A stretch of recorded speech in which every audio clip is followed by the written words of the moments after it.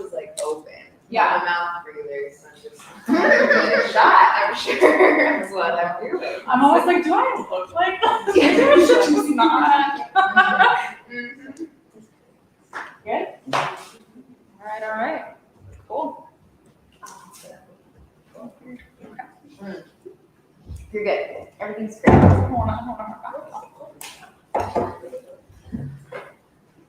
All right. Yeah. Hello. Welcome.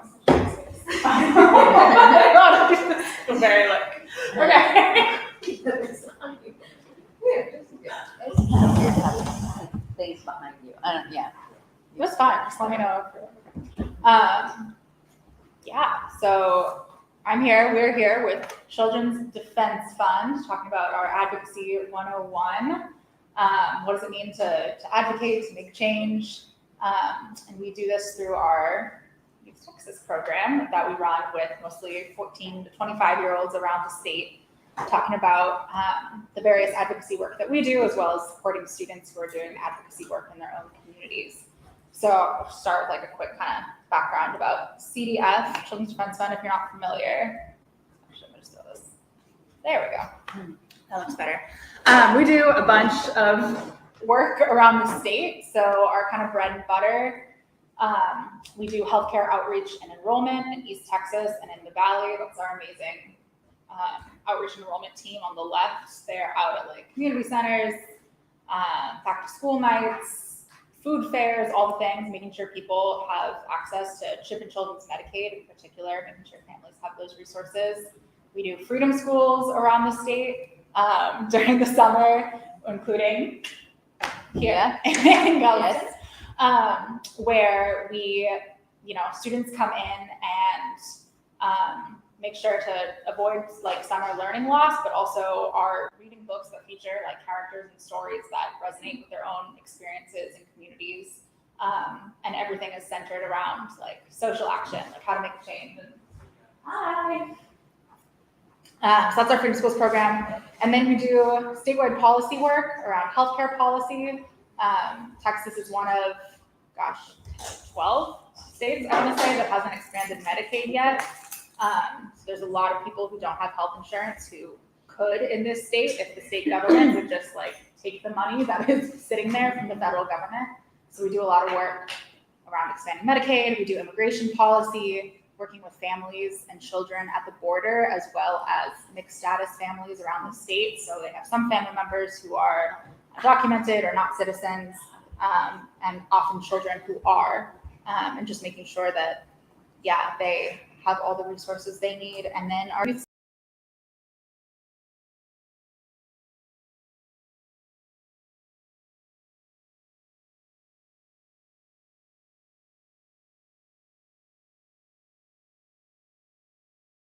from Houston to come talk to their lawmakers. We do virtual events around like, what is a school board? How do you get involved with the State Board of Education is one thing we have upcoming. We just put out this student advocacy guide. I have copies here that y'all are free to look at, but really focused on, we've had a lot of students who are fighting back against book bans and curriculum censorship in their communities. So we put out a guide to help them with that. But that's really based on the idea that like Texas is such a young state. There are so many young people who are not represented by the state government or by their local governments in so many cases.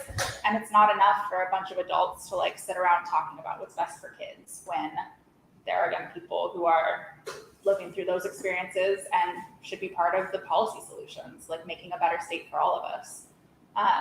So that's the work that I get to lead, and that's where our Youth Texas organizing arm comes in, which is how I got connected to Jonathan and Janice. And so we're super excited to get to like be here with y'all and learn more about the work that you're doing. So yeah, I figured we'd just start with like introductions. Do a quick check-in. We could just go around and share like your name, pronouns, your age. And then I always love to ask people like one thing that's been bringing you joy recently. That can be a person, an experience, something, upcoming that you're looking forward to, good piece of music, like whatever. One thing that's been bringing you joy and one thing you're hoping to get out of today, like what brought you here on a gorgeous afternoon to hang out in the public library with us. So, anyone want to kick us off? Or I can, I don't know. still. Yeah. I'm Shanice. Welcome. Pronouns are she, her. My age, I'm 29. I thought you were gonna stop like I was 26, but no, I'm not. One thing that's brought me joy is I got to spend time with my family the last couple weeks sporadically, so that was really nice. I liked that a lot. And one thing I'm hoping to get out of today is words, like how to say what I'm trying to say. Yeah. Is something that Hello. I work on. Hi. I brought a guest. So you guys already know who I am. Sorry, I just took over you this time. I'll get out you guys' way. I'll sit down. Just sit down. And I'll be back as soon as you Okay. Awesome. Thank you. Yes, no problem. Okay, wait, are we allowed to ask follow-up questions or no? Is that not? Sure. What's your question? My question is for Shanice. I was like, is your family like far or? Iowa, yeah. I'm originally Oh, from wow. Iowa, so I went home and then they came back to Austin for my sister's birthday. Oh, So cool. Yeah. Okay, I think we've had that convo before, but it's still like shocking. Like Iowa, what? Okay, cool. I'm glad you're in Texas. thank you. Yes. Cool. I'll go next. Okay, yeah. My name is Amber. I'm 22, and one thing that has brought me joy recently is I was actually in Austin a couple weeks ago paddleboarding. So I'm still on that like high. And something that I'm hoping to get out of today is just to feel engaged again and feel empowered. Thanks, Amber. I'll go. My name is Omer. I use they or he. 27. Something that's recently brought me joy is I spent time with someone I haven't seen in a long time. That was really rewarding. And I think something I'm hoping to get out of today is like there's a lot of things I like know but don't have the language to say. Like what Shanice is saying, so I think just being able to better vocalize the things that I know. Yeah. Cool. Thanks. My name is Tarina. My pronouns are she, her. I'm 27.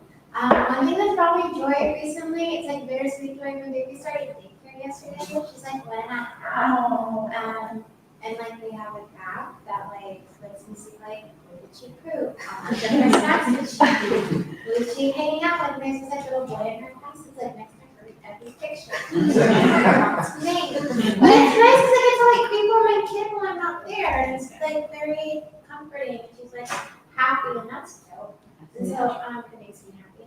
And one thing that I'm hoping to get out of today is like kind of the same as what Shanice and Omer shared. But also I want like tangible, actionable things that I can like continue to post on social media and like I go to a lot of trainings, but it would be nice to like cool and break all of these small things down and create like recurring things that are super accessible and make sense to everyone who reads them. Yes. So that's what I want. Okay. Yeah. Well, I would love to talk about like specific resources that are useful for y'all. We are happy to break any of this down into other forms, smaller trainings, whatever. So yeah, for sure. Awesome. Thank you. Congrats on the exciting daycare. It's so exciting. Cool. I remember those feelings. Okay, I'll go. I'm on so hard. Okay, so I'm Clarissa. My pronouns are whatever the heck you want. It's a social construct anyway, right? So I work with Children's Defense Fund. My age is 29. Just kidding. I'm 41. Okay, thanks. And I'm kind of debating on if I want to dye my hair or not. But anyway, one thing that's brought me joy recently, I would say, is the picture I texted you, Shanice. Like when we came to Galveston a few days ago, actually on Sunday of Memorial Day weekend, and like my husband's a pastor, but we skipped church and we kind of just hung out and didn't rush, and that was so nice. I didn't have to tell my kids hurry up, we're gonna be late, You'll get there. They don't. Stay on the inside real that. They don't, at that age, they don't really speak English. They don't care, But even my kids are 9 and 12, and they still don't care. So that's neat. But anyways, it was just, it's just fun to be together and like have no real agenda or schedule and stuff. So that was a blast. And then what I hope to get out of today, I've seen Maggie do this presentation a handful of times. And I learn something new every time. So I'm just looking for those little nuggets, like it's a lot, like spoiler alert, it's a lot. And there's, and it's worth it, right? It's important. So I'm always looking for the thing that I can readily apply like now or tomorrow and tonight, so that's what I hope to get out of it. Who knows? Try to mix it up a little bit for you. Yeah, maybe. Every time it's different. So. Cool. So my name is Keith Henry. I am the former commissioner 2 weeks ago, Texas City. I am now the Democratic nominee for state representative of this district, so Galveston, Southern Galveston County, and Olive Chambers County. So it's a pleasure to be here today. I did not bring I-45, even though I'm going to tell TJ I'll take credit for it. Well, yeah, sorry about that. I meant to introduce myself. Joey, I'm from I-45 now. And yeah, I was about to, and then I realized y'all started talking. I was like, I'll get back to that. And what I'm happy about, what brings me joy, is to see a youth advocacy group here in Galveston County. It is, it's long overdue. I think that you guys have been in existence for a while, right? For 4 years? 4 years. Yeah. So it is something that we need. I want to be a listening ear, and that's what I hope to get out of it. I want to learn more about youth advocacy. Oh, I'm 37 years old, partner in Ray Hash. I have 3 kids. They think I'm almost 60. So anyway, thank you guys. It's a pleasure to be here. Yeah. I learned a lot. Great. Thanks, Tom. So, my name is Cora, and I am 39. One thing that's brought me joy is the fact that school is out now, and so my kids are on a schedule, and so they get to just go with it. And I'm hoping to get knowledge that I work for a free school. Yay! To get information. So, Yeah. We would love to talk to y'all about how we can like support free schools here too. So yeah. Yourselves? My name is Tania Martinez. I'm 14, soon to be 15. One thing that has brought me joy recently, the fact that school is out, so I get to spend every day with her. I see the joy in her face. Yes. And one thing I am hoping to learn today is to educate myself more with topics like these, and learn how to say, also what I'm trying to say. Yeah. Cool. I like the same thing. Cool. Awesome. My name is Tanisha Martinez. I'm 16. One thing that made me happy is also that school is out, and what I'm hoping to get out of today is, I don't know, just like more information on like, stuff. Cool. You forgot to say how joyful it is to spend more time with your sister, but I heard it. She's cueing you. Yeah, she's like nudging you. Yeah, okay. Cool. Well, I can introduce myself and then I'll let y'all go too. But yeah, like I said, my name's Maggie. My pronouns are she, her. I am 25. One thing that's brought me joy recently, I went on a really nice hike last weekend that actually turned into more. It was a slope. It was a hill. So hiking up was not as much fun, but just like hung out at a watering hole with some friends and played good music and hung out. So yeah, anytime I get to be outside with like people I love, it's a good time. And I'm hoping to have like good conversations with y'all. I'll talk more about this, but this is there's a lot that I always learn as much from these as I hope that y'all will learn in return. But the more conversation that we have and the more that I hear about, the problems that you care about and the things that are going on in your day-to-day lives. Like, I'm not from Galveston, so I don't, and, I'm not in high school, like, unless you live in that situation, you don't know what it's like to be you, right? So just good conversation and getting to know folks a little bit better. Looking forward to that. Jill, introduce ourselves. I'm Clara. I'm a parent lead. Pronouns, I'm a girl. She. Yeah, cool. You get to pick. One thing that brings me joy is my kids are out of school, so they're in work all day. And they keep my house clean now. They're too tired to do anything when they get home. And one thing I'm hoping to get out of today is information. Nice. Cool. Jonathan, I feel like everyone knows you, but okay, good. I'm Jonathan. I'm 38. Things that bring me joy are books. Just books. I don't care. It's no good. Books. Together that information, because I know that knowledge can spark your imagination and we need solutions. Great. All right. Yeah, so this is like what we're gonna do today. We'll start by just talking about like what are the changes you want to see in your communities, if that's your school, if that's Galveston, if that's the state, like what does social change mean? What does it mean to want to make a change? And then kind of walk through how do you do that? What is like power 101? Like who has the power to make the change you want? How do you get them to make that change through like strategy and tactics? And then kind of the language piece is like what do you say to them to make people be on your side and want to do what you're asking them to do? And that's the telling your story.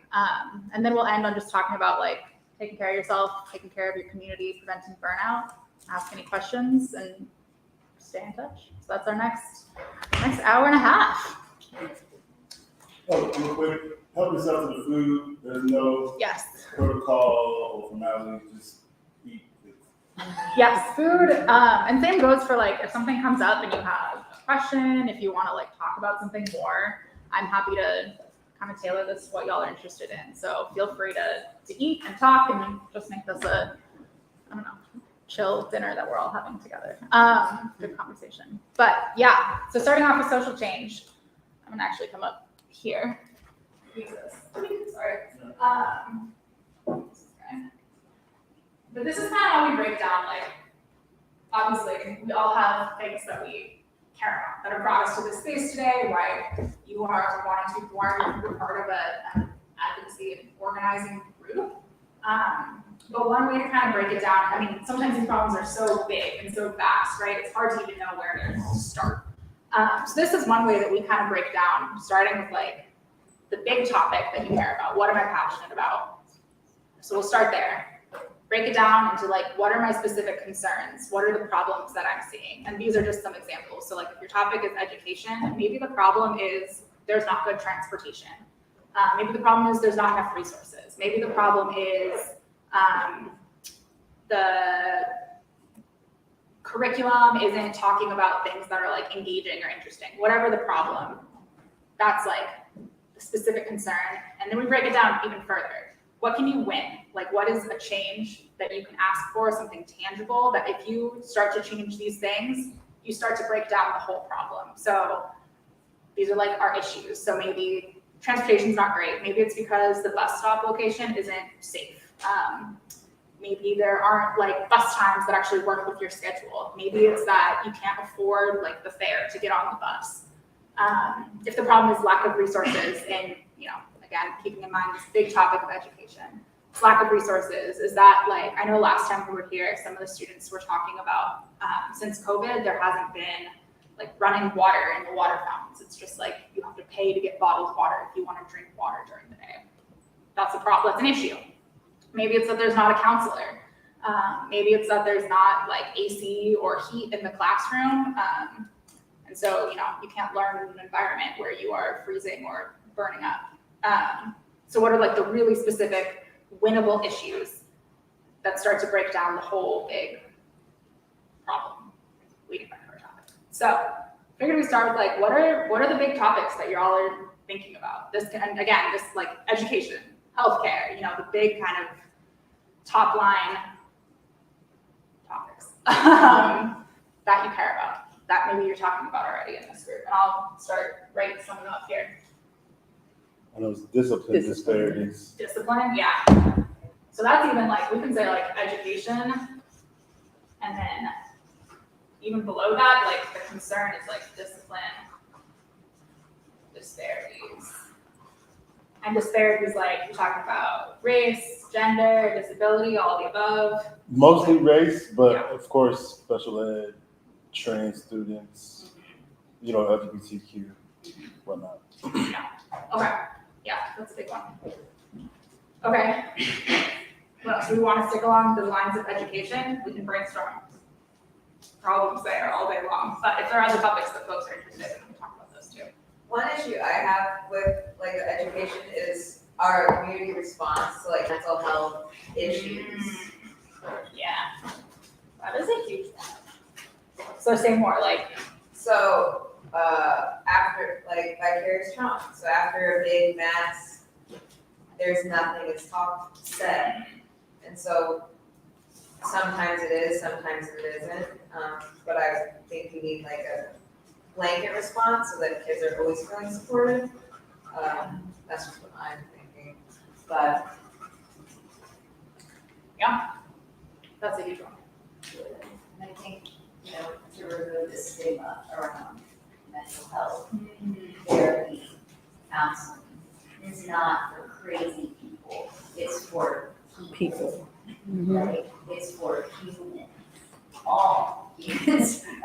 So that's something to unpack, and it becomes like a major problem when you have this mass trauma, right? When you have an incident happen, it's like, wow, we've really been ignoring this problem. Yeah. So be proactive. Yeah, for sure, because I feel, I mean, talk about trauma, like there are big events that are hugely traumatic, and they're like the trauma of living in poverty, or the trauma of, just like day-to-day, like generational trauma, or, you know, things from, that you're experiencing on a daily basis that come up in some of those big situations, but. I don't know how you say like the issue of politics getting in the way, but like for instance, if we know a solution that we need and we have to appeal to the school board or whatnot, and either bureaucracy gets in the way or all the way down to biases gets in the way of whatever progress can be made. And like, I think especially like with, legislation. Some things we can't talk about because of legislation. Oh, yes. It's like, like the LGBT, the trans law that's been passed, like that's something that influences mental health. We can't talk about it in schools.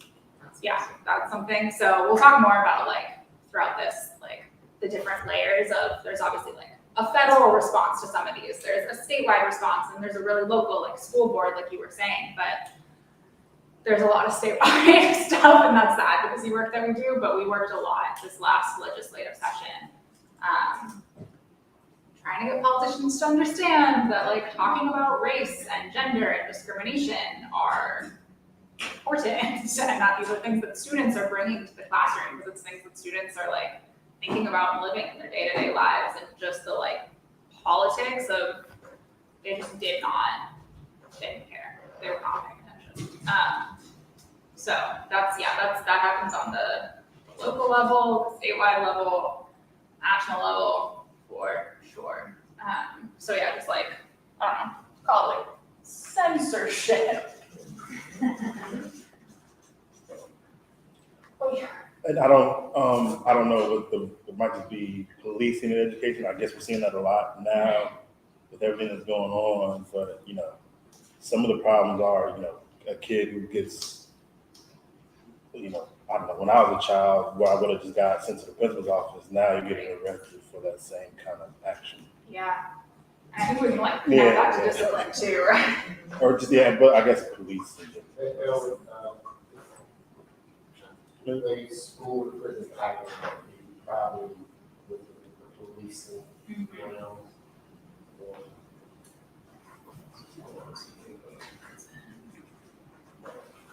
Yeah, and then just, I mean, to make explicit, like, this disparities being the way that, obviously, like, no student should have to be in what we call like the school to prison pipeline, but we also know that it affects Black students, students with disabilities,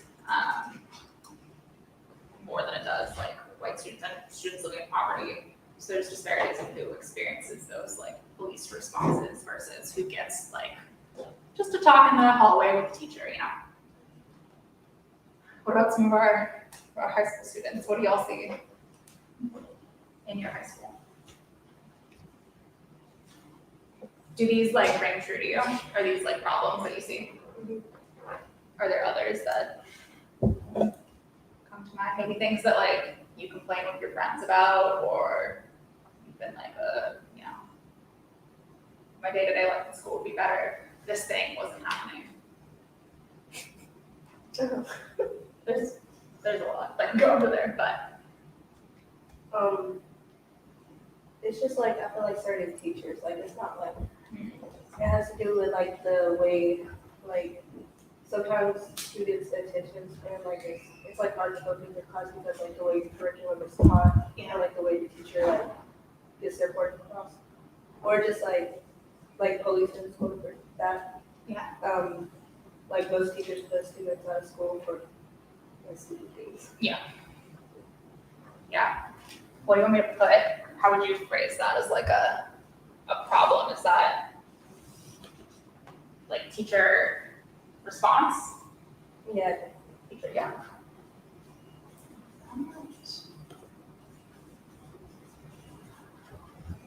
Anything else?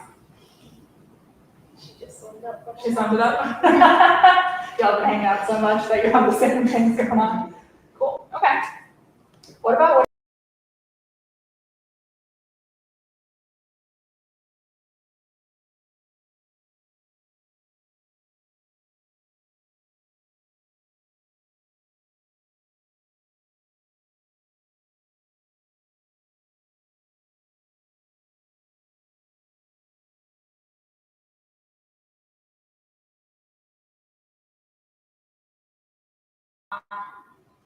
it's hard to like engage or yeah.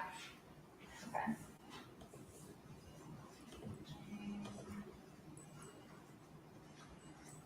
For all students. And then you said too, like pulling students out of the classroom, it's a discipline response. Okay. So discipline. Students. And even, I mean, that's part of why we do this as kind of like a flow chart, right? It's so many of these are connected. They're all connected. But yeah, this goes into the discipline and the policing piece. I think the mental health piece goes into, you know, if a student is having trouble like paying attention in class, you know, is that because they're having a rough day? Is that because they're facing like they're a trans student who is dealing with the politics of like the state telling them that it's not okay to play sports or like get the medical care that they need? It's pretty hard to focus in that situation, right?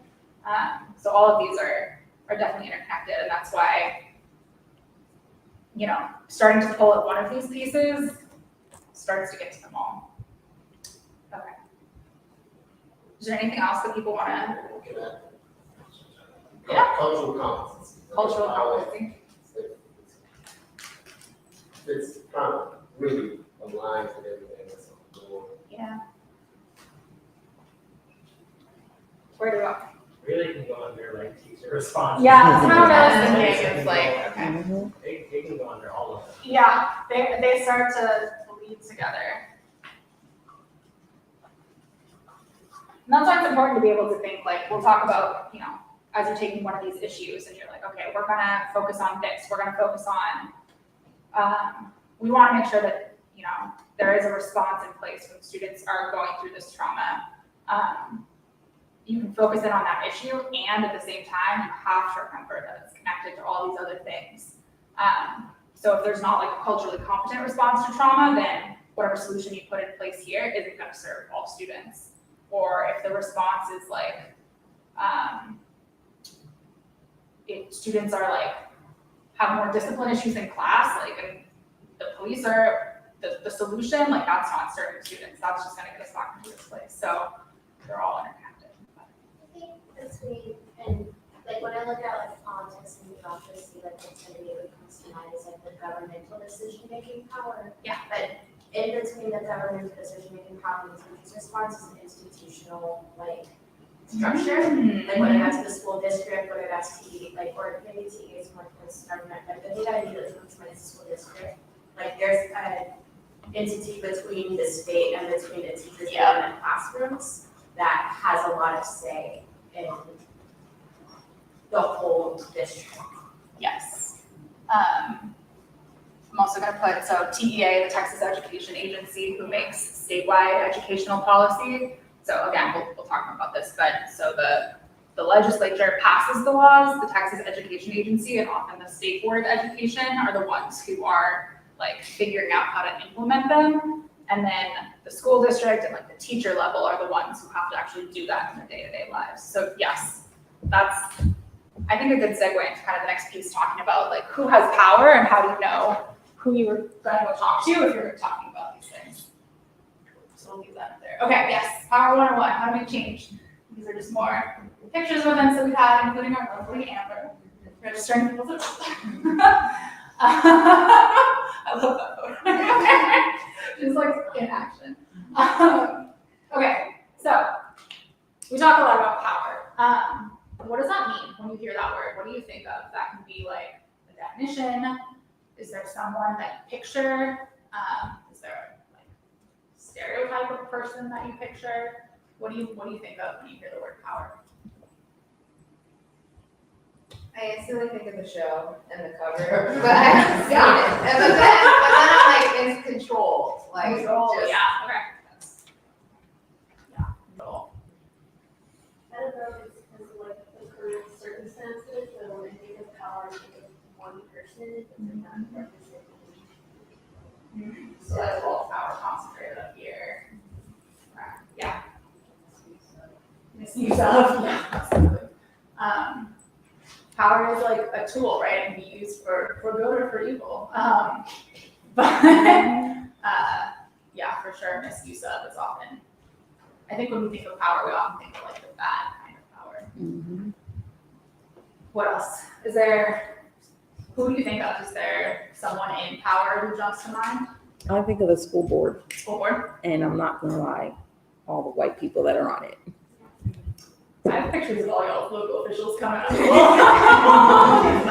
Yeah, some Yeah. things being more important than other things. Yeah, yeah, school board has a lot of power, for sure.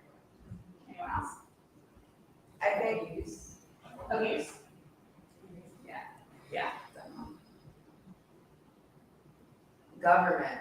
I know it just is really stuff like, wow, they have stuff. It's just, Mm-hmm. Yeah, for sure. I think of like representation and like numbers. Like there was a meeting that happened this morning that went a certain way.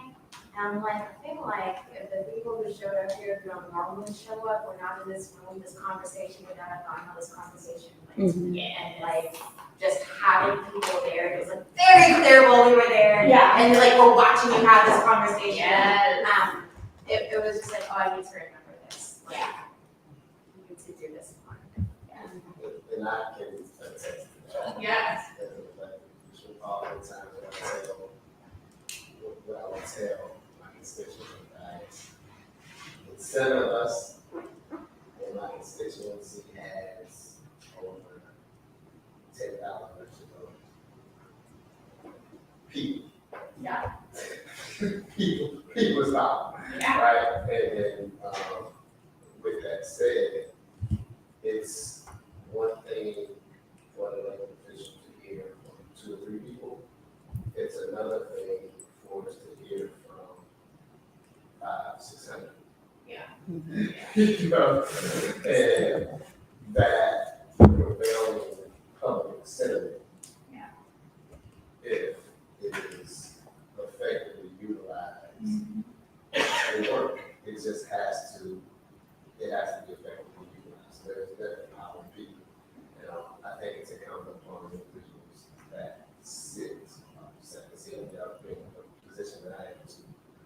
espouse that, and you are the power. It's okay. You are the power. Literally, how our democracy works is, even though I may sit in a position of power, it's privilege, and that you are my boss, you decide. People that are Yeah. because citizens are elected officials. Yeah, and even, I mean, talk about voting a little bit, but, you know, we talk a lot to, like, students who are not 18 yet, or they're not citizens, like, they can't vote, but, you know, even if you can't vote, your elected official is still supposed to represent you, right? They're supposed to represent everyone who lives in that community, not just the people who voted for them, or the people who can vote, they represent everyone, so, like, they should be hearing from 14 and 16-year-olds, even if, like, y'all can't vote. They still need to hear what you have to say, and they should be like paying attention and yeah, just hearing from students as well. I just wanted to give you a chance to introduce yourself if you wanted to. I'm just walking in. Sorry. My name is so glad I'm one of the lead advocates of the future. Cool. Awesome. I'm happy. Yeah, okay, so we talked about some of this, but these are like, there's this TED Talk called How to Understand Power by Eric Liu. It's like 7 minutes long, so I won't make us watch the full thing, but it's really great. He breaks down like all these different types of power and how they function.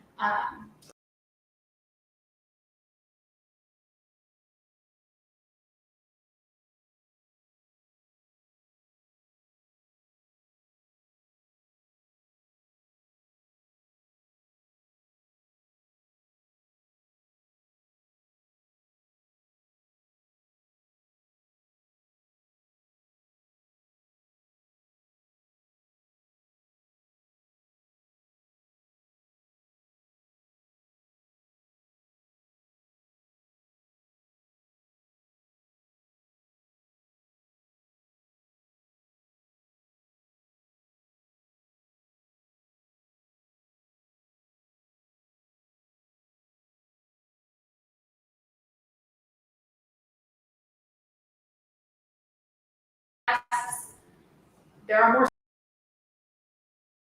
of the physical force or the numbers.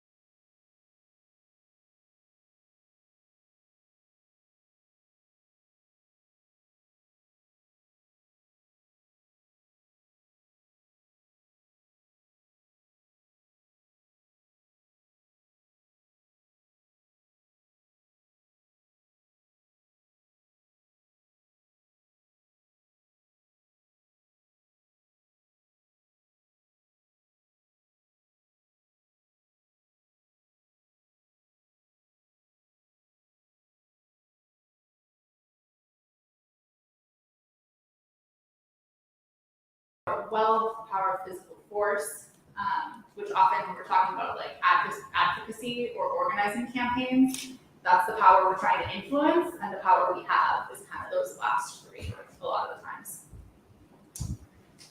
Yes, ma'am. I think the social norms, with the Futures Us, we did a community assessment, and norms and culture is one of the top factors that is influencing like education. Just because like what is the norm in Galveston, what's the norm at the GISD, and it's so hard to break that norm. It's so hard.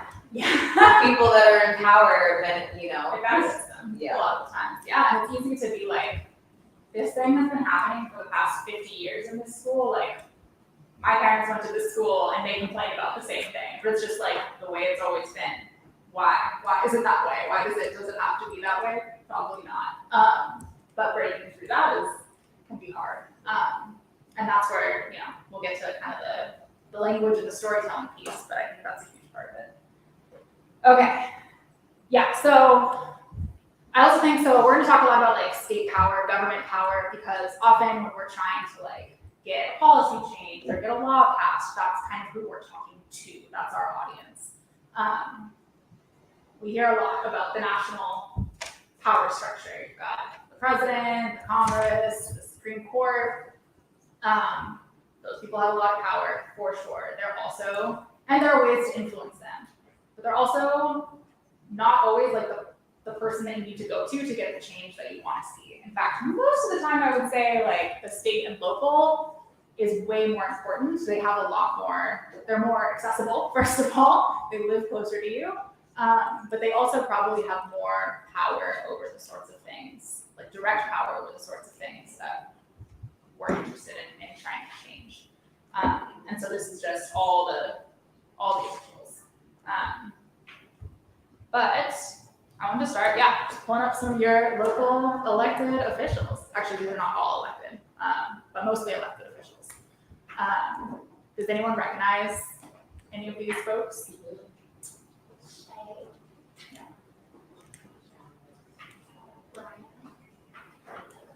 B. O'Neill.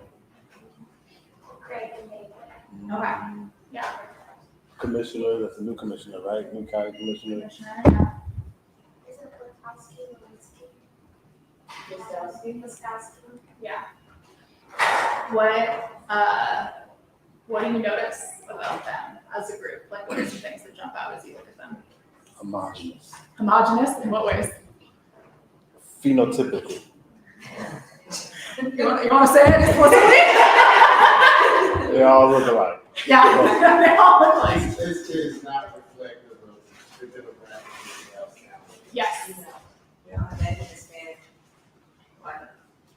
I mean, it's hard, like, to be fair, Yeah. it's hard to generalize based off pictures, like, but I would say for the most part, these people appear to be mostly white, mostly men. What do we think about, like, ages? Who do we think the youngest person? They're old, yeah. Yeah. Like financially, like I bet they're all homeowners. Yeah, I was trying to look up for some of them. I mean, I didn't look up their owner status, but I was looking up, like, there's a lot of business owners, there's a lot of lawyers, former cops, veterans, there's a few teachers, a lot of, like, real estate, like land developer kind of folks. So those tend to be, like, again, I didn't look up everyone's backgrounds, but those were some of the things that jumped out to me. But yeah, homogenous and not reflective of Galveston as a whole. Which is, often the same, no matter where you are. Like, I'm I from always Boston, find and it I would crazy think that it's- there are barely any Hispanic representation. Yeah. That blows my mind at a place like this. Yeah, no, that's really interesting. Okay, so I just figured we'd break down, like, who some of these people are and what they do. It sounds like you're familiar with a lot of them, but so this is the mayor, the top right up there, and then the city council. And if you're not familiar with, I just literally Googled, like, mayor of Galveston and came to the website of Galveston, Texas.gov, which is actually, I will say, a decent city website. Like, it's easy to navigate. It gave me a lot of information about, like, so everyone's like, the council districts are on the left over here. You can click through and see where people represent. Their contact information is easily accessible. That is not always true. So, like, all their emails and I think some phone numbers. So they're pretty easy to contact. Sorry, this is kind of fuzzy, but they've got, like, the upcoming city council meetings over here. There are, like, you can zoom into the meetings, which is, pretty cool, pretty accessible. And you can submit written comments as well. So you don't always have to go in person to testify. So there's a lot of information if you haven't, like, checked this out. It's a good kind of place to go. But what else did I want to say about this? Oh, so the city council and the mayor, the mayor is elected to represent the whole city, and then each city council member has their district, like their segment of the city. And they are the ones who kind of pass, like, citywide policies and things like that.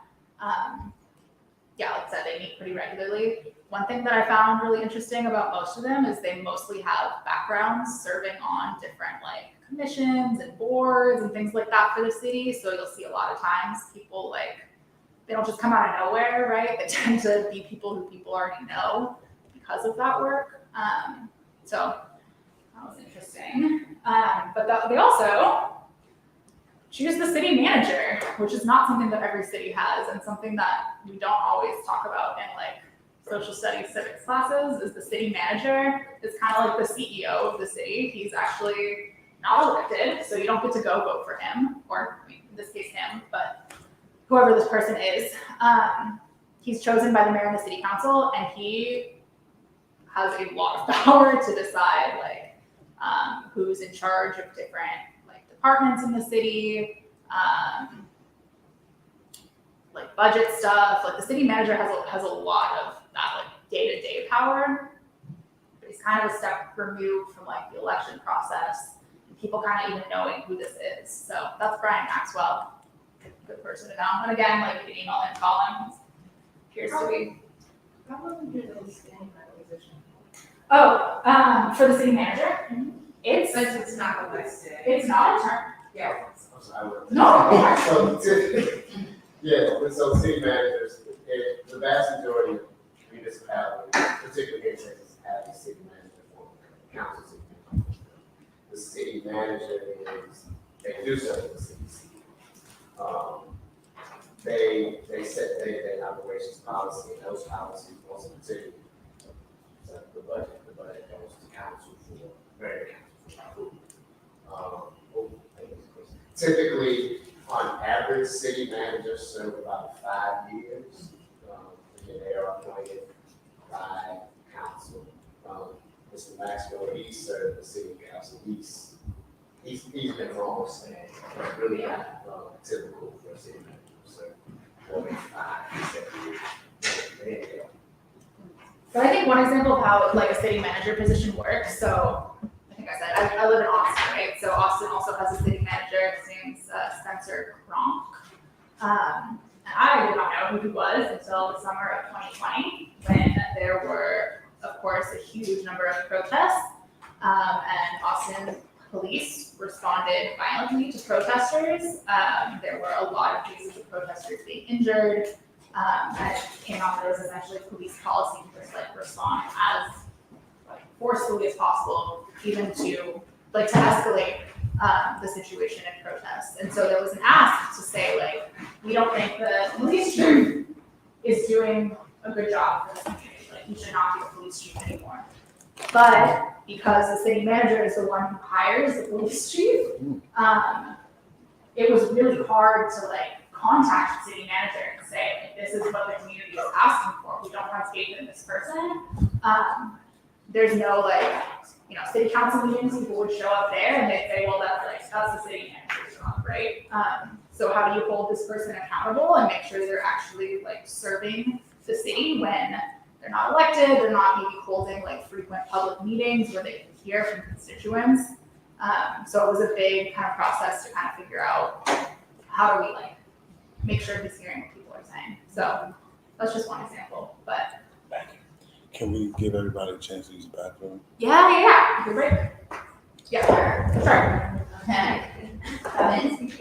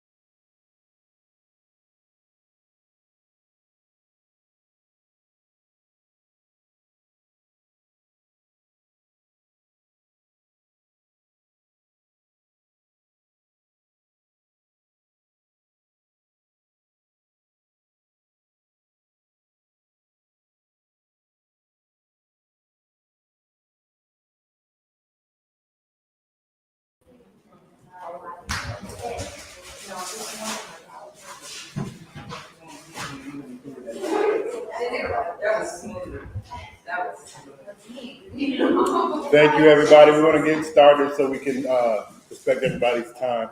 Yes. Thank you much. Yeah, so I'm gonna keep eating. I'm just gonna run through kind of the rest of the like local officials, and we'll talk about how they connect back to the issues. But all right. So yeah, we talked about mayor, city council, city manager. This is the does anyone recognize these folks? That's the school board, the board of trustees. Yes. You're like, I know these people. Yes. This is the board of trustees. There are obviously 7. They are in charge of Galveston ISD, so they do things like they choose who the superintendent is.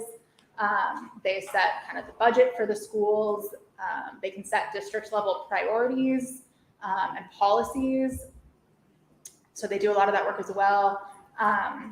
They serve for, I believe it's 4-year terms, and they're on kind of, it's usually a cycle where like every 2 years, in even numbered years, half of these spots are up for election. So this November, there will be some of these spots, like people will be able to vote for who they want their school board members to be. And this is really important. If we're talking about like education policy, a lot of education policy is set at this level. So yeah, board of trustees, super important. Yes. One, after Uvalde, I was watching the news and one of the, I think he was like a Texas legislator for the gun laws, he said, he like mentioned school boards as being super powerful and influential in it. And I was like, okay, this is very interesting. And I was just, Yeah, school boards are getting a lot of attention right now that they haven't necessarily in the past. During COVID, there was a lot of conversation about like, well, in Texas, the governor tried to come in and say like, you can't have a mask mandate or do any of these things. And a lot of school boards were like, no, we're trying to protect students. We're going to have a mask mandate. But a lot of those decisions are made at the school board level. A lot of decisions about like, if you've seen anything about books being banned, oftentimes that is the school board who's like, yeah, we're gonna tell the librarians to pull this out of the library, or people showing up at the school board meetings to like talk about books. So yeah, school boards are getting a lot of attention right now, which is, I mean, I wish it was for better reasons in a lot of instances, but it's good that people are paying attention because they do have a lot of power, and it's often one of those places where like the people who are showing up to talk are sometimes like they don't even have students in the district. It tends not to be a lot of students who show up at school board meetings. It tends to be typically wealthier white folks who have like the time to come out to the school board meeting. So they're hearing from like a really narrow subset of people who they're supposed to be serving. And again, like typically not at all from students who they're really supposed to be serving. So school board's really, really important. And then, well, it's kind of on here, but this is the county level, the county commissioners, and then the county judge at the top is kind of like the head of the county commissioners. And they do a lot of stuff on the countywide level around budgets, infrastructure stuff. The county judge also has some power over like judicial power over like misdemeanors. So like driving under the influence, things like that. So yeah, these folks are good to know as well if there's like countywide stuff going on. And there's a bunch of other countywide officials that I didn't put on here, but it's good to know kind of how there's like the city and then the county, which encompasses the city, but sometimes they're like working on similar things, sometimes not. Okay, so we talked about a lot of these like education issues. Just to do a quick like, who do you think has power over that issue? If you were trying to make a change on, for example, we said discipline disparities. If you had an issue about discipline disparities, do you think that's like a national level issue, a state level issue, a local issue, multiple? Where do you think would be the best place to go to talk about that?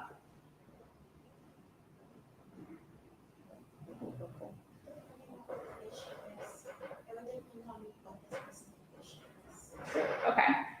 So like there's things that are written into the code of conduct, like each school can have their own, and there's the district policies, and even within those policies there are certain things that states like, no, like if the kid does this, you gotta do this. Yes. Like kind of thing.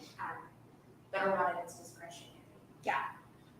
Yep, for sure. And spoiler, a lot of these is going to be like every single level touches on it at some extent. So even at the national level, the national government sets a lot around like the sorts of data that schools have to collect around discipline to try and track some of those disparities.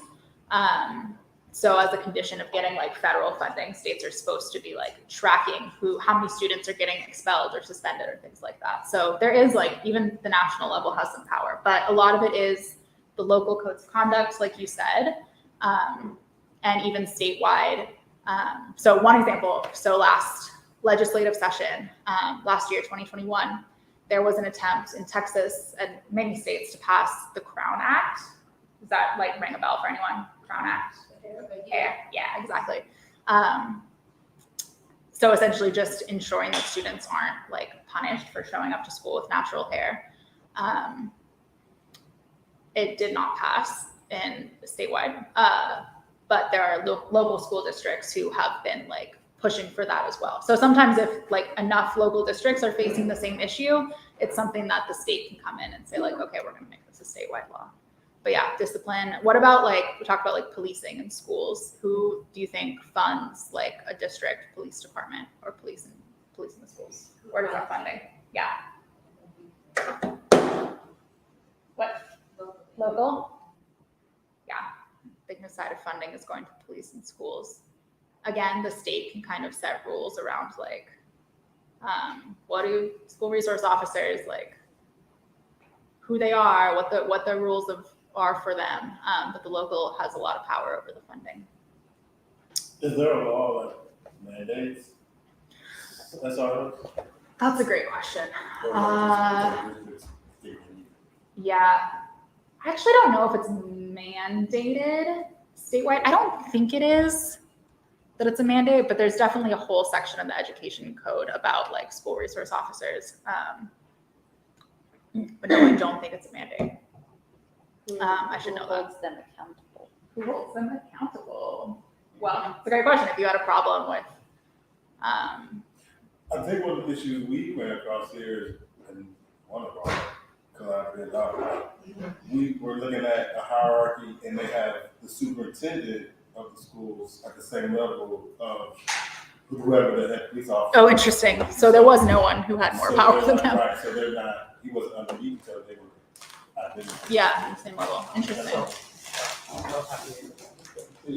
was gonna say it's also very different depending on which school district you're in. In Houston, Houston ISD actually has their own police department. Yes. So it's not Houston like police department. It's not HPD. It's just Houston ISD.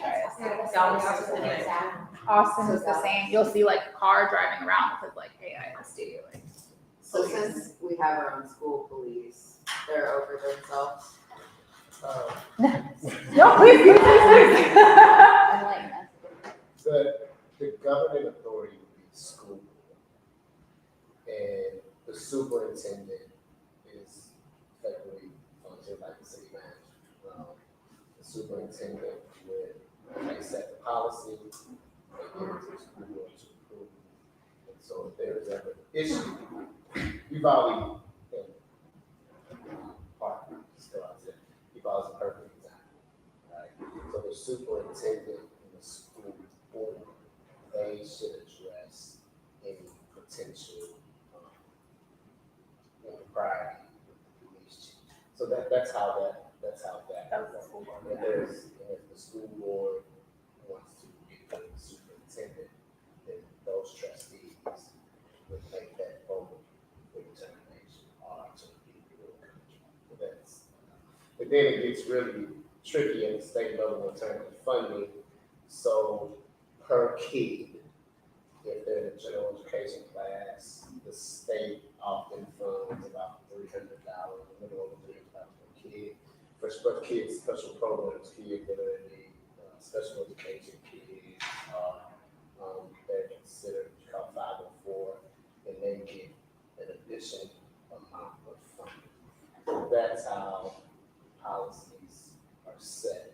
So you mentioned it though, from the federal level, if there are federal programs placed in schools, and they have to abide by those federal guidelines. It gets, I don't know, complicated. No, it gets complicated. It's, because long story short, they all intersect at some point. Yeah. But that's why, I mean, it's so important to know, like, what change are you asking for, to know who do you even go to? Because sometimes you will get kind of like the runaround. Like I was saying with the city manager example of like, yeah, you could talk to your council member, but they'd be like, oh, we're not the right person to talk to. You got to go talk to this person over here. And then like you talk to that person and they're like, oh, no. Actually, you got to go over here. Like that's a state issue. That's not, we can't do anything about that. So knowing who has power over what is really, really important, even if it feels kind of like maybe sometimes the tedious part, but it'll save you a lot of time. And it's good to know how they all interact to make policy together. So let's just do one more, like curriculum is a big one, right? Like what students are actually learning. So let's flip it a little bit. Like what power does the national government have over curriculum, do you think? Deciding what you're allowed to learn. What you're allowed to learn? That's actually more of like a state and local piece. I guess funding. There's some funding, yeah. So sometimes if the national government, again, with kind of the discipline stuff, if they have like priorities that they want, they'll tie funding to it. So if you take national funding, you have to abide by all these extra rules. So a lot of like student testing, those are kind of national level priorities that they'll say like, okay, well, you want this money, you have to make sure that we're getting this data about student testing. And the state is the one that kind of like administers the testing program, but national government still can have some kind of say in what that looks like. And it is usually tied to the funding. But the way that the US works, a lot of curriculum is set at the state and local level. So what do you think that the state power over curriculum might be? TEKS, did I hear that? Yeah, TEKS, Texas Essential Knowledge and Skills, for sure. Do you know who writes those? Yeah. We'll talk. Yeah, the State Board of Education, who works within the Texas Education Agency. State Board of Education are elected, so those are people who you can vote for, and they're the ones who write like the TEKS, the curriculum standards. They're actually in the middle of rewriting the social studies TEKS right now, so we're doing a lot of work around making sure that statewide there's stuff written into the curriculum that like students are getting a good civics education, that they're learning what it means to be engaged in their communities and like how to speak up on issues. But on the other hand, it can be used to, you know, I will say the social studies TEKS is pretty like whitewashed and pretty like paints a very rosy picture of this country's history and is not always like 100% honest. Shock, yeah. Who would have guessed? My phone, can't believe that. So yeah, a lot of that is the state level. And then what about local? What power does the district have over curriculum? My question, I thought the federal taught, like, was in charge of what everyone taught nationwide until I moved to Texas and I was like, you guys have to take a whole Texas, like, state class. Oh yeah. And like, and you all have like a pledge of allegiance and like, it's a whole thing. And it's like, I just thought we all learned the same stuff. No, Texas is Well, definitely that's its how own. system class is. Yeah. The Trail of Tears was really kind of a fun thing, and they're all learned about the brands and the cattle brands and the cattle trails. of course it's out through that class. Really important, everyone. Okay. Yeah. And I know Texas are Texas. I know every word. And the pledge, because I think it's really important. I will say, so one of the things they're doing right now in rewriting sorry, Jonathan, I can't believe moving. One of the things they're doing right now in rewriting the social studies TEKS is they're trying to incorporate more Texas history in K-8 in particular, which, you know, could be a good thing to be like, make sure students are learning the histories of their local spaces, like where they live and the communities they're growing up in. Or it could be state-sponsored propaganda about the history of Texas. So speaking up at the State Board of Education, they're doing all that work this summer, and we will have a bunch of like ways for people to get involved. at the state level. That's going to be really, really important. And then, okay, so just quickly to do the local, and then we'll move on from this piece. But what power does the local district have over curriculum?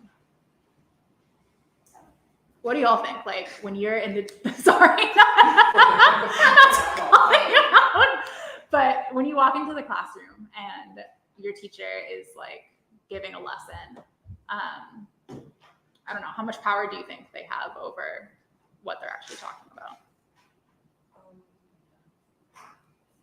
It depends on like the class, like the students. Yeah. Some students are actually interested in this one, but I feel like the teachers do have power because everyone knows that they're like, their authority and stuff. Yeah. But like it depends on the student's attitude overall. Mm-hmm. Yeah, no, it definitely depends on the classroom, the teacher, and that's the stuff that it's really hard to like make a law and then implement it when the same way in every single classroom. You wouldn't want to do that. Like every classroom is not exactly the same. So there is a lot of power for teachers so they have to like pay attention to what the official TEKs are and the things that they have to teach. But they have some power to kind of bring in like, the TEKS tells you what you have to teach. It is not supposed to tell you what you are not allowed to teach. Teachers should have some power, and districts should have some power to say like, we're going to bring in these other things. We're going to talk to community organizations. The state is trying to pass has passed some laws around trying to like ban divisive concepts around race, gender discrimination from the classroom. And so we've seen a lot of teachers be really afraid to talk about things, current events, that they have talked about in the past. So the state is trying to kind of muscle in on that authority, but traditionally, the local government still does have a lot of that, like how that actually gets taught in the classroom. There should be a lot of that at the local level, which is good, right? That's the government that's supposed to be like closest to the people. If you have a problem with a specific teacher, rather than going all the way up to the state government, like you should be able to go to someone in your local community and say like, this is what's going on here. But that's not always the case. Yes, ma'am, when we just talk about standardized testing, like how do y'all feel about students? How do y'all feel about the STAR test? You took the STAR test, right? What We love it. It's the best thing you've ever done, Best right? week of your life. I mean, I'm fine with it since I Yeah. usually do well. You're like, no skin off my back, that's fine. Okay, that's good. But like overall, it's like really, I think it's unnecessary sort of, because like, since in high school, we already had to like take finals for stuff we learned, and then some Yeah. of us have to take stars, Yeah, on top of it. It's annoying, but it's me, so I do well on it. I'm good. Yeah. Sarah has here things to say. She's Yeah. here. I have perspective. I have 4 children and they are all very different. Yes. One of my sons, I don't know. So he has a diagnosis called central auditory processing disorder, which means what he hears, it just takes his brain longer to process. Mhm. The teacher doesn't care. Yeah. So we were talking to him about being exempt for something. Actually, me and my sister were talking to. So when he went to the teacher and asked the teacher, how do I find out if I'm exempt from doing this? Yeah. They sent him to the principal's office just for asking the question.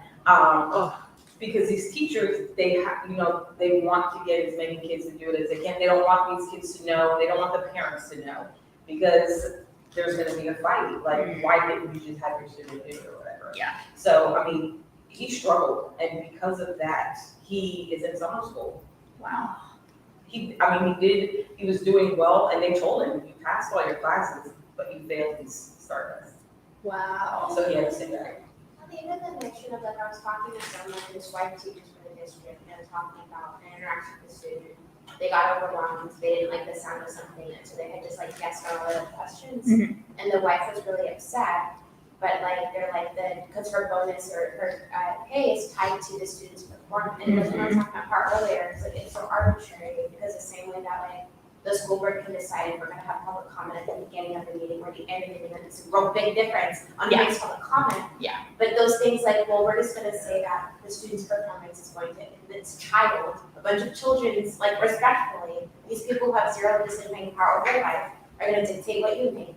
And the ones that perform really well, we're gonna all put in the same class and keep giving the ones that need more support. And I don't know, and just like I'm gonna stop, but like the racial implications of it, because it's also like, well, we're gonna give you the majority of the black students because we know how to connect with them. And like, we're gonna, and it's just like all of that. Absolutely, because my other son, they actually, I got a phone call the day before the STAR test about my youngest son, telling me that the teacher told the vice principal or assistant principal that she was worried he was going to be fidgeting during the test, so they were gonna put him in ISS to take the test. Oh. I said, no, sir, you're not. Yeah. So I just had a conversation with my son.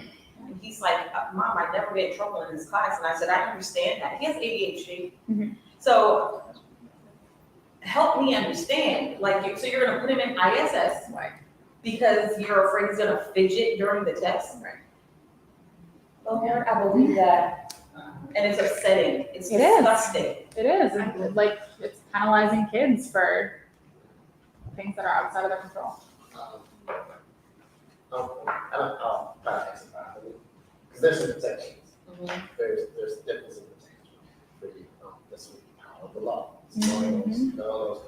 Those they're federal protections for that. In terms of standardized testing, I am personally opposed to it. I think they're all culturally biased and they're discriminate data indicates. Yeah. Period data that they are not an indicator of career success post-secondary education. So it's really no need for you can test kids to the you can test kids out, but it doesn't really serves no sufficient educational purpose. Yeah.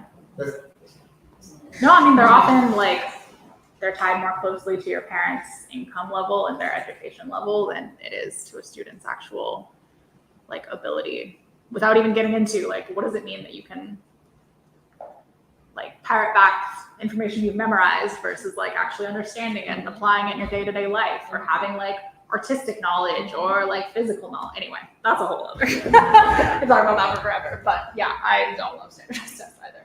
But that's a big one that we talk about. Okay. This is just to say, like, there is a ton of officials. All the ones that are highlighted are people who are elected to office. So those are people that constituents get to vote for, depending on how long the terms are, every few years. But they're, first of all, like, we know, like, people who vote, particularly in local elections, tend, again, to be older, white, wealthier, have more money, not representative of the community. And then this is just a recent example of the ways that, the state is really making it harder for people to vote, and also using like redistricting, which is the process they just went to like redraw all the districts to make it harder for people to actually elect officials who represent their communities and their interests. So I don't know if we made the connection, but that's the commission. Yes. Okay. Yes. Yeah, I'm sure you have plenty to say about it. I'm trying to say as possible, but I'm doing a really bad job. No, it's all good. I mean, I think it's good to know that this is real, right? Like I say all the time, it is really important for people to go out and vote, because it is one tool that we have to keep people accountable, to elect people to office who will be responsive. But it's also really important to know that like the state, the county, that people don't vote for a reason, right? That it's often really, really difficult, and it shouldn't be. I think it's important to be honest about the reasons that people don't or can't vote, and that sometimes elected officials do not feel like they actually need to pay attention. So, okay, That's power. Can I, sorry. Yeah, please. So the former city commission, so actually we call it Civics, our city ordinance, lists us as commissioners as opposed as council. The current commissioner, there's two African American commissioners now, there was only one. Yes. That is Commissioner Stephen Holmes. He's held that office for over 20 years now.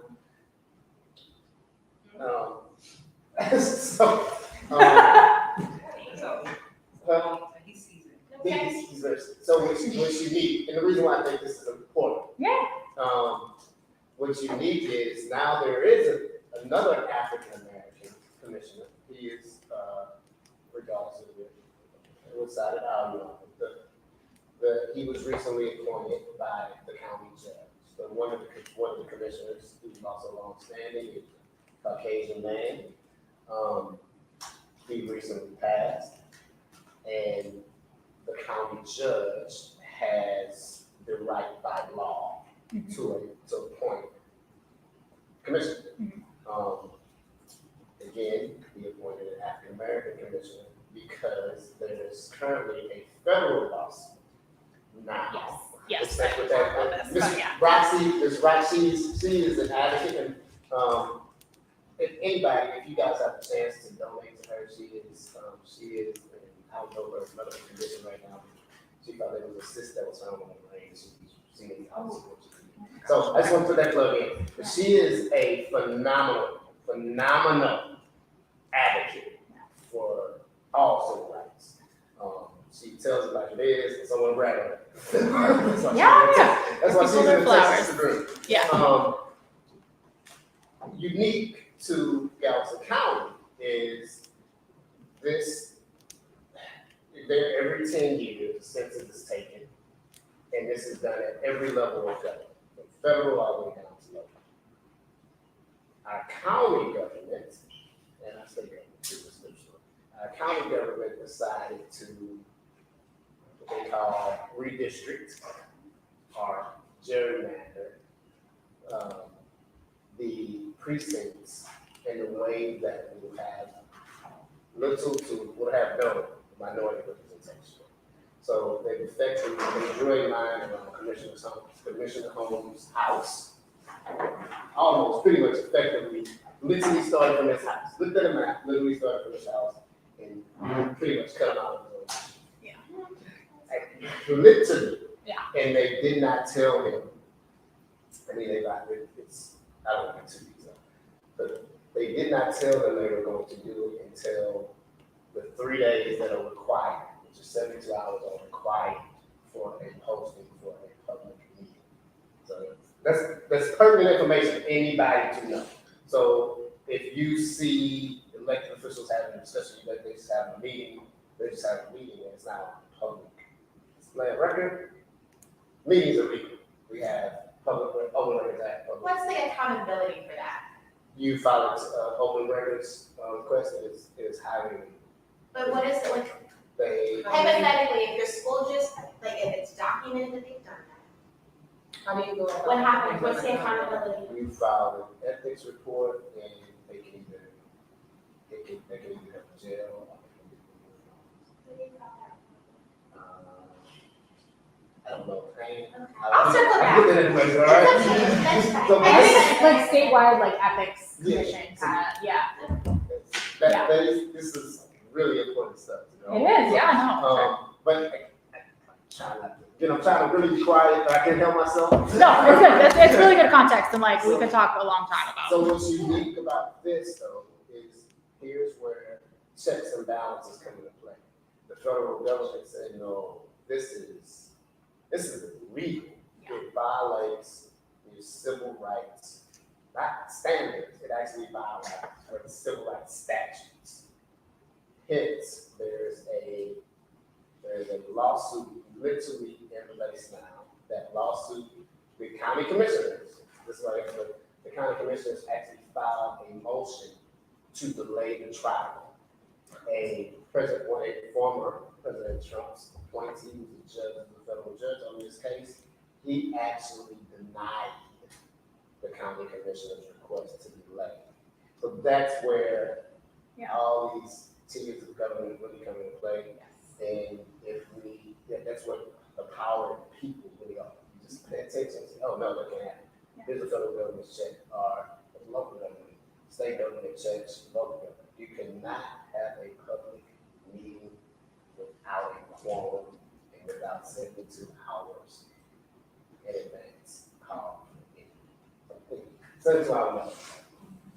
All right, I think I'm done for today. No, thank you. And just, I mean, just one more thing about this is like, so, like you were saying, the federal government is supposed to be able to, used to have a lot more power over like states, particularly states that used to, the Deep South in particular, that were violating people's, predominantly Black voters' civil rights, that had, poll taxes and all these barriers in place to make it hard for people to vote. So there used to be a lot more stronger protections where the federal government can come in and say, like, you are violating people's rights, you can't redistrict this way, or this law can't be passed. The US Supreme Court has made it a lot harder for the federal government to do that. So the fact that, like, even weekends that the federal government is saying, like, no, this is like, you can't do this, is a really big deal. I think it's the only federal case that they filed in Texas this year, and Texas, for the past 60 years, every single decade has had a case like this. And this is the first year that it's much harder for them to be able to do it. So it's like a big deal that this is going on right here. Okay, so that's power. There's a lot about power. Who has the power, right? But once you know, like, who you are going to talk to about this issue, like who can actually make this change that you're asking for, that's when we start talking about, okay, like, how are we going to get them to listen? And that's where we get into like strategy, tactics kind of stuff. Basically, strategy is like the big long-term action plan. I used to play basketball in high school, so I always think like the game plan, like that's the strategy you're going in. And then tactics are the individual actions you take. So like the individual plays that you might call during the game. And those can change a lot in service of like the bigger long-term strategy. That's the action plan. So I wanted to walk through one like strategy tool we use a lot when we start doing this. It's called power mapping. Has anyone ever done like a power map before? Is that familiar? You think you've heard it? All right, well, we're gonna do a quick one. We'll stay focused on education. We can talk about like disciplines there.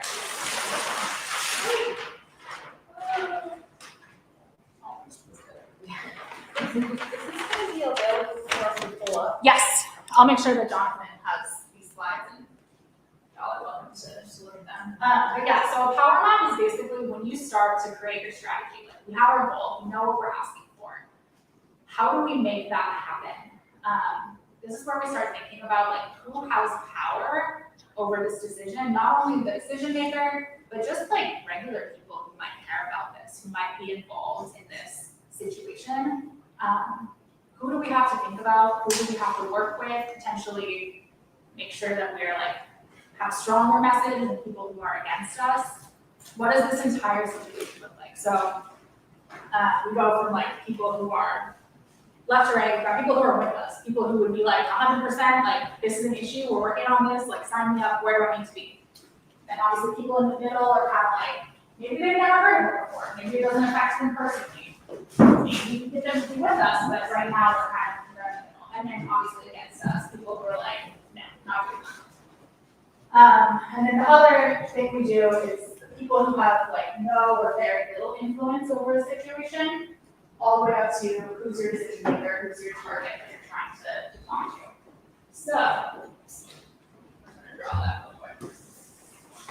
Here, that is not a straight line. Okay, so if we're talking like school discipline, who are some of the people that you might need to think about if you're talking? I mean, let's be even more specific. Like, what's a school discipline issue? Either that someone's experienced personally or like a hypothetical that we could talk about. Oh, a hypothetical. A student has to be exempt from the test. Oh, such a great one, yeah. Right, I was gonna say ISS Where for could I no possibly real be? reason. Okay, yeah, that's a really good one. Okay, so student is asking to be exempt for a test because of a diagnosed condition. Great. Okay, so I often start with like, who is the decision maker? Who's the target in that situation? Who has the power to make that choice, whether it happens or not?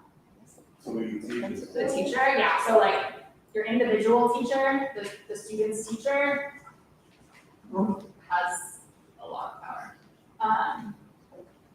What about like the teacher's like, nope, not gonna happen. Who has power over the teacher? Principal. Principal. Yeah, principal's gonna be up here. The headmaster. And their assistant principal. AL, right? Yeah, AL. Mhm. Cause he's your pal, huh? I know what's our size. What name that? Okay, assistant principal, yeah, so like school administration for sure has power over that.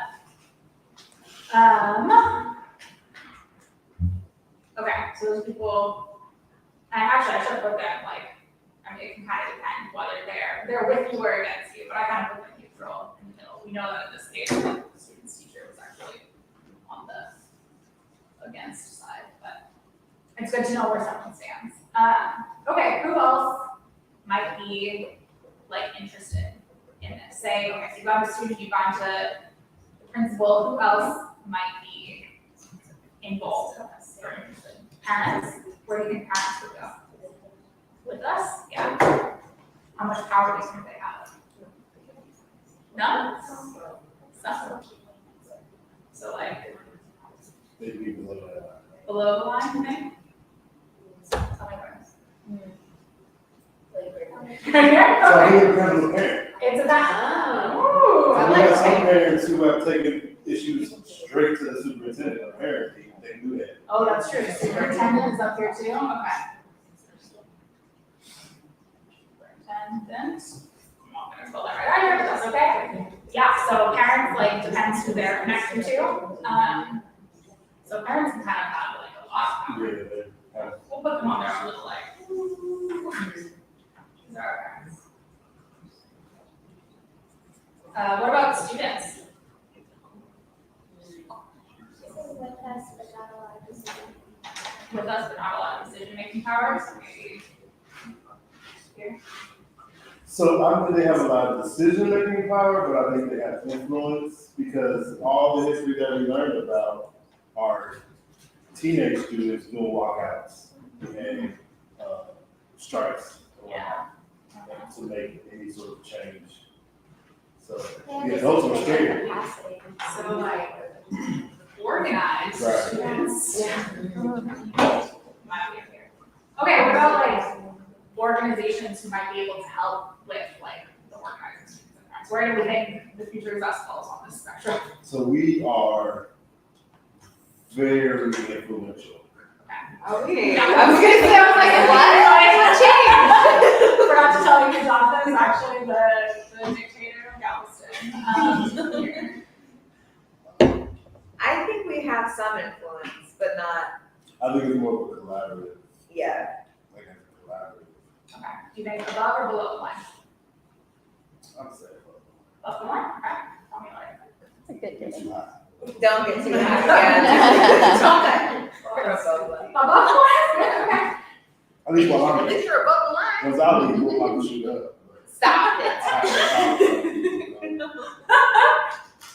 What other organizations are there, like parent or student, other parent or student organizations that exist that might be interested? Mia, they pretty much started the Future's Us. Okay, Well, it would have had a real hard time with me at any time. Right. Yeah. Mia is probably our most influential partner. okay, so more influence. Yeah, way more. I assume like with us, like Yes, on merits, yeah. because they're family, they focus on family, so they have parents and students, and they have influence on the island. What about like, is there like a parent teacher association?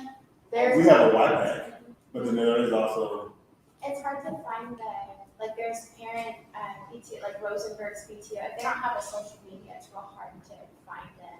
And it's mostly school-based, and so it's like advocating for, and then it's like, are there parents that can attend the meetings, like there's sometimes a work for the parents, the PTO representative of the diversity of that campus. Because I think this GX Rosenberg is the only one Rosenberg that's not Elementary, there. that's because they have social media, that's the only reason I know. Yeah, they just started meeting with their PTO again, like in February, March, Okay. because of COVID. Yeah. But Yeah. I don't know, who is for us organizational wise? Because everybody, like communities and schools, like they're basically part of the school. You know what I mean? I think it depends Well, on. okay, so where does like communities and schools fall? Nowhere. Nowhere. They're not even on this, like they They're have. not even on the chart, they're not even underneath the arrow, like, no. Oh, They're on the wall over there. They're not in this room. They're They're in their own, okay. no, like, I signed my kids up, so when you go to orientation for high school, you sign your kids up, they introduce themselves, and they tell you as a parent what they're gonna do. They did nothing, Did nothing. nothing. Not, I never got a phone call this year, and I signed off. So they weren't respond, like they didn't respond. Nothing. They got- Nothing. Why are they So they're like- That's We're gonna put them down here is like, we should be aware they exist. Maybe there's a way to get them on this chart, hopefully like over here, They should be. but they're like in the world, but not actually like on the chart. I would say the money organizations are like influential, but like they're halfway with the They can choose. Yeah. What are y'all talking about? And we'll give money to that specific thing, but if y'all are talking to them about this other thing. Right, so like the Moody, Kintner, Mitchell, all those old money funds, So they they're have not. all the juice. Oh. Galveston from the Galveston Education Foundation. Oh, yeah. There's like 12 different funds. There's Moody Education Foundation. They're not culturally competent, would you say? Or, Well, they would tell you that they are. well, yeah, but they don't know what it means, really. Right, I don't, it's money. That's what they do. So I don't think it's changing. coaches, are there any coaches in the school that are good? Or like teachers, but like there's coaches and there's like janitors, bus drivers. Yeah, some people who work in school, librarians. Yeah. Are any of them allies? Or do you think coaches, do they have decision-making power at all? Like the coaches and like janitors? Is there a teacher that's always like standing up for the students or anything like that? No, but there's teachers that stand up against them. I'll put them on here too, like. I'm just saying, I'm serious. And that's, I raised my hand before, but the thought that teachers don't have power in the classroom, like, nowadays they have their own agenda a lot of times, and they push that agenda, especially on the high school level. And they're allowed to. They're allowed to, and so, that would influence students who will hide things from the parents and help the teacher push the agenda. Well, not just that, you have students that literally are afraid to say things because their parents will get in trouble now. I mean, just for their existence of being, of whatever their preferences are. And so, I think the classroom is not a classroom. I don't think it's a safe educational space anymore because it's either for profit or it's for your personal gain. And at what point are the kids being afforded the education we're supposed to give them? I know in Galveston they're not.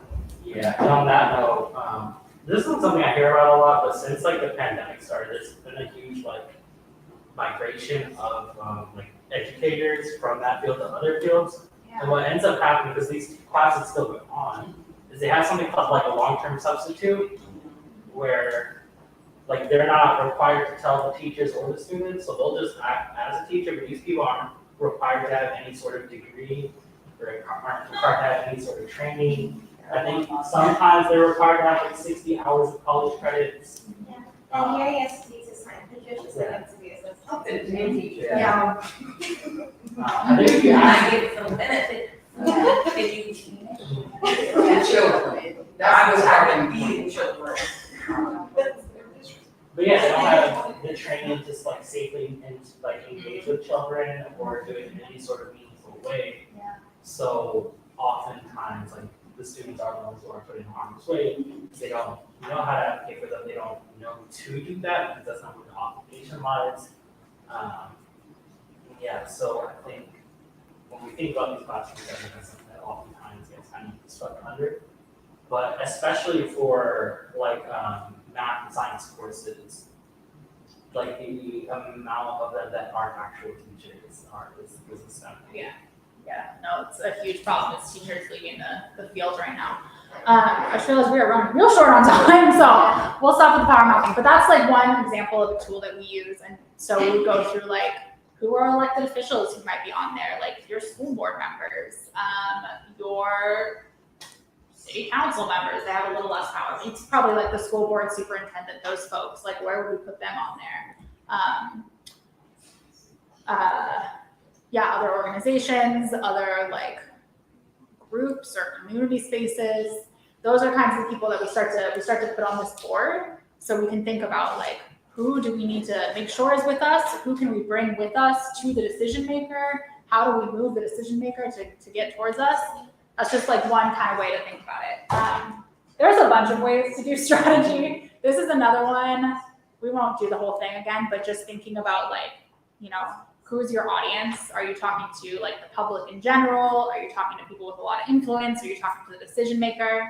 And what are the outcomes you're looking for? So like awareness of the issue, like a will to make change on the issue, people actually taking action to do the thing that you want them to do. And when you plot it into, and again, I will make sure y'all have all this because I know now we're moving fast, but this is another way to kind of think about like, the goal is to get from like public awareness up to decision makers acting, like get them up here to make the change that we need. So these are just some different ways to kind of move along that. So that's kind of like the strategy, long-term piece, and that's where, it's really good to sit down and have, I love kind of a template like this to start to put those pieces into place, and there's a bunch of them, so you kind of have to find the one that works for you, but those are a couple that I really like. And then, What does will mean? will is like, people want to do the thing, But they're not doing it? but they haven't done it. So they're like on your, so if you're saying like public will, it's like, if you took a public poll, like 80% of people agree with you that something should be done, but they haven't done it yet. So like, exactly. I thought that's probably one of the biggest problems with will. Yeah, getting from awareness to will is, and that's, so you'll see a lot of the things in that like middle box are like public campaigns and advocacy capacity and communications and media. And media is a huge piece and spreading the word and things like that. So like this is a will. This is yes. Yeah. And then tactics, again, are like the things that you're gonna do to make the strategy happen. And there's a lot of these, and you kind of have to figure out what works best, but these are just, start by asking nicely if and when that doesn't work. Social media, emails, people hate when their inbox is full of emails. Don't underestimate the power of being really annoying. Personal visits to people's offices, petitions to let them know how many people are with you, testimony at meetings, public events, making sure the media knows what's happening, and a combination of all of the above. We won't talk too much about that because I feel like tactics are like, people have seen most of these things or some of these things happening, right? But the question I always ask is like, where does this fit into the strategy? Like, what are we trying to do with this tactic? What is our goal? And how does that get us closer to the end goal? And honestly, a lot of times it looks like the one on the right. Like, it's not a straight line from like A to B to solve the problem. A lot of times it's going back to the drawing board and like, okay, we tried this, kind of worked. How can we make this better? It worked for this situation, but not for this situation. And there are wins along, like smaller wins along the way to get to the big win, but it's a lot of just like evaluation and getting feedback from other people about what isn't working. Okay, the last piece is telling your story. We can talk about like storytelling for a long time, but these are two quotes that I really love from Ella Baker and Marshall Gans, who were two amazing organizers. Ella Baker, the civil rights movement, basically any civil rights organization that you have heard of or read about, like Ella Baker was involved in some way or another. but she was really, really involved with SNCC, with the Student Nonviolent Coordinating Committee. She said, one of the things that has to be faced is in the process of waiting to change the system, how much we have got to do to find out who we are, where we have come from, and where we are going. Just like the importance of knowing your story. And then Marshall Gans, who also started organizing in the civil rights movement, spent a lot of time with the United Farm Workers, and then really famously helped President Obama's 2008 campaign do a lot of like grassroots mobilization. He talks a lot about storytelling. He's really, really great on this. So he says that you have to claim authorship of your story and learn to tell it to others so they can understand the values that motivate you to act, because it might move them to act as well. So he came up with this whole kind of framework about like story of self, story of us, story of now. The story of self is like your story. Why are you here? Why have you been called to speak up about this issue? And a lot of times it's personal. Like this is something I've experienced. This is something someone I love has experienced. This is affecting me personally. And that's valuable. That's really important, because you can say all the statistics you want about this is happening to X number of kids. And that's, it's important to know how big the problem is and who's being affected, but what people remember at the end of the day is like your story, why you cared enough to show up to the thing. The story of us is the story why we have been called, all of us. Why are we doing this together? Why are we working together to make this happen? And why does it matter now? The story of now, the urgent challenge on which we are called to act. So yeah, this is just, I think, a really beautiful way to think about why the stories we tell each other, the stories that we tell elected officials in power who like haven't lived those stories, why those are so important.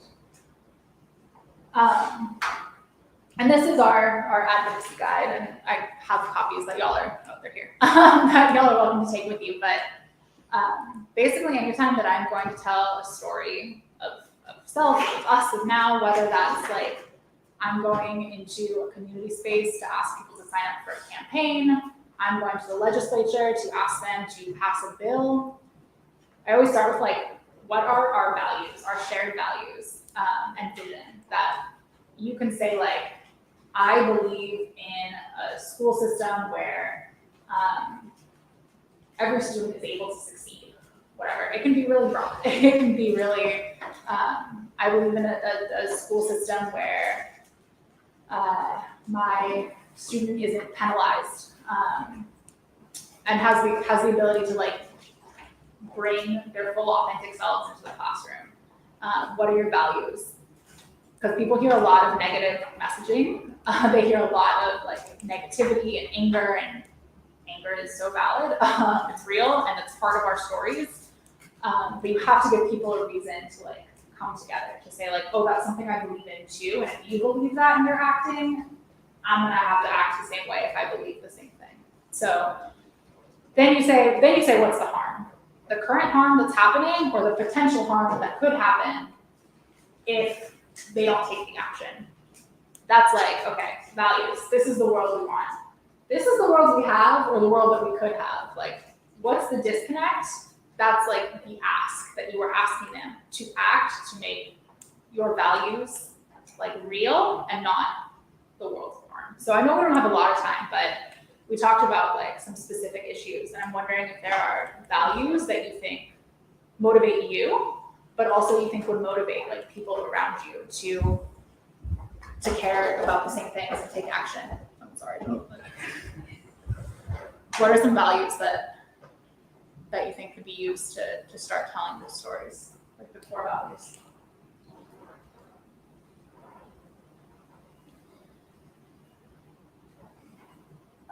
So when I think of core values, for me personally, one of them is, and I know this doesn't sound super cheesy, but it's imagination. And I say this in the sense that like, if you can't, and this also goes with fiction, I guess, but if you can't picture a better world, it's hard to act in ways that you can create one. That actually goes along with that community assessment that John mentioned, was looking at social determinants of health, adding some thrive factors, mental health, opposites, and vulnerable environments. So it has these 12 factors organized into these 3 categories: people, place, education, and economic opportunity.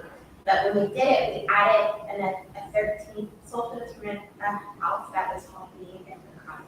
And it had to do with our kids' youth infighting, seeing people in roles of decision-making power that are representative of them. And do they have space, opportunity, and the means to have desires, goals, things to look forward to, things to apply for?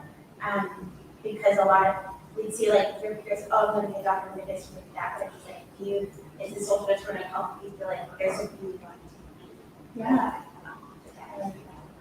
Yeah, I love those. Vision, being, and becoming. Yeah.